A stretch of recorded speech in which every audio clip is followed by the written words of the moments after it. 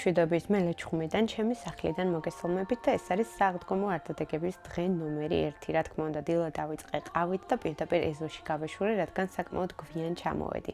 ბოტები ნამდვილად მჭირდება, მთელი ღამე თოვდა და გავეშურე ჩემი ყვავილების სანახავად, რომელიც სულ რაღაც 2 თვის წინ საკუთარი ხელით დავრგე. ბევრი მათგანი გახარებული არის, ცოტა დრო სჭირდება, რომ ნაყოფი უკეთ გვანახოს, თუმცა ნახეთ რა ლამაზებია მაინც. ეხლა კი გადავედი, ამანათები მაქვს ძალიან ბევრი, თანამესობაში ისევ თოვლი დაიწყო, მე კი დავიწყე მათი განხუთვა. ზოგადად როცა ახალ სახლში გადახვალთ, მზად იყავით, რომ დაახლოებით რაღაცა გრძელვადიანი პერიოდი, აი მაგალითად ჩემი სახლი 2 წელს ხდება, არის ყოველთვის რაღაცა წვრილმანების საყიდელი.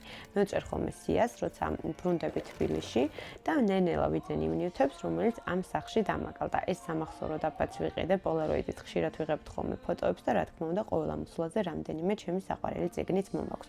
ეს არის მეორე სართულის სივრცე, საიდანაც უკვე გადავდივარ საძინებლებში. ეხლა კი დავიწყე ამ სასაცილო რაღაცების განყუთვა, ზოგადად ქუდები ესეთი მიყვარს, რადგან სოფელს ვფიქრობ, რომ ძალიან უხდება, მაგრამ ეს არის ყველაზე სასაცილო და უზარმაზარი ქუდი, რაც კი ოდესმე მგონია, თუმცა გავასწორებ შემდგომ და საინტერესო ვიდეოებს გადავიღებ. ჩიტებისთვისაც წამოვიღე ეს აქსესუარი, მე მივუჩენ თავის ადგილს და ამასობაში მთებმა ცოტა გამოყვა თავი.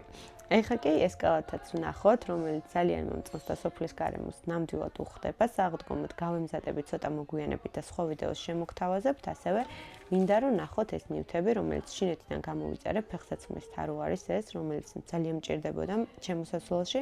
ავაწყე უკვე და ასევე ეს რკინის აქსესუარების შესაგროვებელი, რომელიც ასევე ვფიქრობ, რომ ეზოსთვის ძალიან კომფორტულია. ამასობაში ისევ თოვლი დაიწყო, მე კი საუზმის მომზადებას შევუდექი.